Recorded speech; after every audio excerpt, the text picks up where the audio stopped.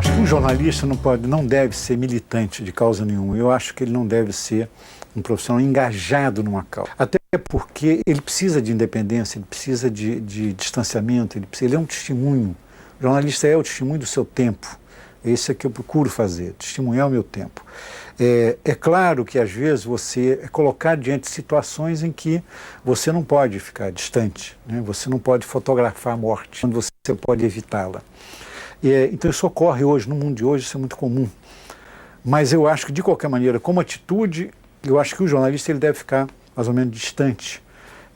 Até porque a realidade é tão sempre, né, tão forte, ela te encharca tanto, ela acaba te contaminando, te contagiando, que o importante é que você vá para junto dela sem ter nenhum partiprís, sem nenhum partido anterior, prévio, sem nenhuma posição prévia. Até porque você vai ter que tomar no momento que você entra em contato com determinada realidade.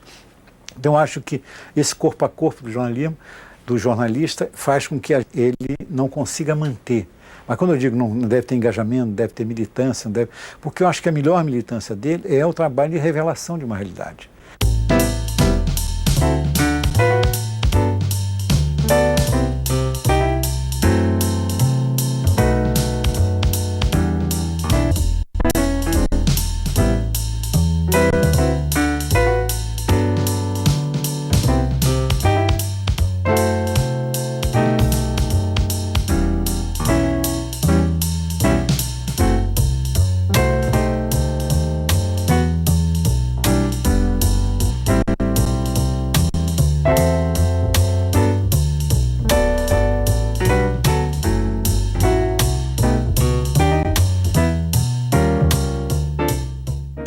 Eu tive uma infância mais ou menos normal. Eu nasci ali em Paraíba, Minas. Com dias fui para Ponte Nova, da Mata.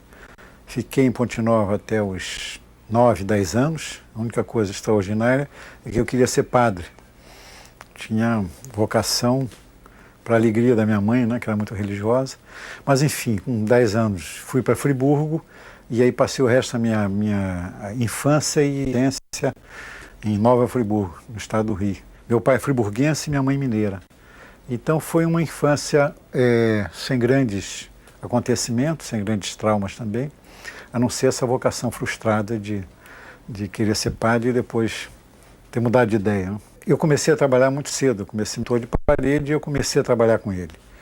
E até trabalhava e estudava de noite. Foi, digamos assim, a condição que ele impôs para eu estudar, que era pagar o meu próprio estudo, uniforme, despesa e tal. Então eu comecei a trabalhar com ele.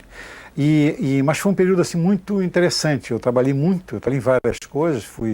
Trabalhei primeiro com ele como pintor de parede, depois trabalhei como boy de um banco, depois como faxineiro de um bar Eldorado, bar alemão, depois como caixeiro da camisaria Friburgo, durante quase 4 anos. Mas enquanto eu fazia isso, eu jogava basquete. E até que não jogava mal, não.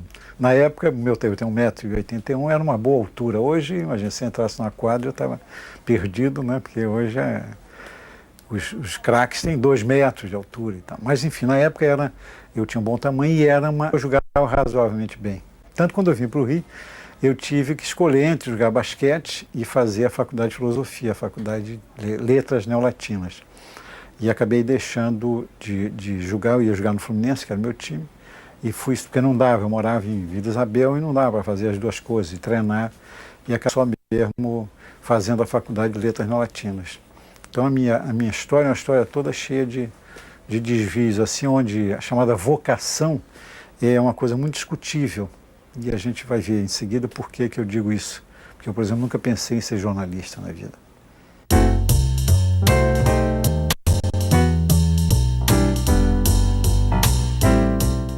Eu fui trabalhar no jornalismo, não jornalismo, no arquivo de jornal, durante o meu curso, no último ano da faculdade. Eu tinha um professor, um querido professor, Elcio Martins, a quem devo, né, essa virada de vida, que chefiava o arquivo da Tribuna da Imprensa do Carlos Lacerda, no jornal do Carlos Lacerda, e ele chefiava o arquivo. Eu estava precisando ganhar dinheiro, e então tinha um horário de 6 à meia-noite, em um lugar lá para ser arquivista, né? Quer dizer, recortar os jornais, separar as fotos, entregar. E eu então fui para lá fazer esse trabalho. Cheguei mais ou menos no arquivo e jamais pensei em ir para a redação. E acabei indo, apesar da insistência dele, dizer, não, é importante, vai para o jornal, vai escrever, o jornalismo é muito bom, mas não passava pela minha cabeça. Eu acabei indo por acaso. Acabei indo porque, enfim, um dia o Carlos Lacerda, que precisava de alguém lá para fazer um artigo até sobre um dos meus ídolos, que é o Albert Camus, e, enfim, não tinha ninguém na redação e eu acabei fazendo, porque ele fazia trabalho sobre o Albert Camus na faculdade e tal. E acabei fazendo, então, esse texto, e aí com a lenda de que o contínuo do arquivo era um gênio, quer dizer, não era verdade, nem eu era contínuo, nem era gênio, mas é que eu ficava servindo lá e parecia que eu era contínuo. E a partir daí eu fui, quer dizer, disse para a redação, porque aí eu ia ganhar muito mais, 2 ou 3 vezes, acho que é 3 vezes mais do que eu ganhava no arquivo, no mesmo, e não tinha como recusar. Mas fui assim, quase que obrigado a fazer jornalismo. E hoje eu não consigo me imaginar sem o jornalismo. Então é uma coisa meio misteriosa que eu nunca consegui resolver, de saber o que aconteceu, o que é isso de vocação, se isso não é predestinação ou se é acaso. Eu acho que é um acaso.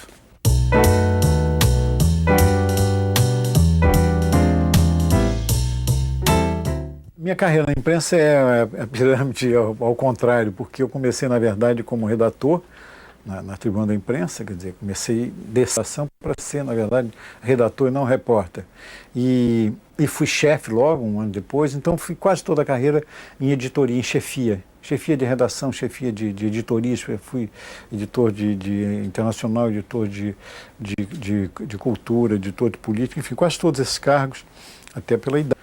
Eu passei por quase todos eles, e só depois de velho, isso em 1989, é que eu fui fazer uma reportagem sobre o Chico Mendes, depois da morte dele, uma reportagem que me deu muita alegria, até porque eu ganhei um prêmio ESSO com ela, e a descoberta, né, de que o bom do jornalismo realmente é a reportagem, esse corpo a corpo com a realidade, com o acontecimento. E aí, no caso, que me deu a grande alegria, porque eu descobri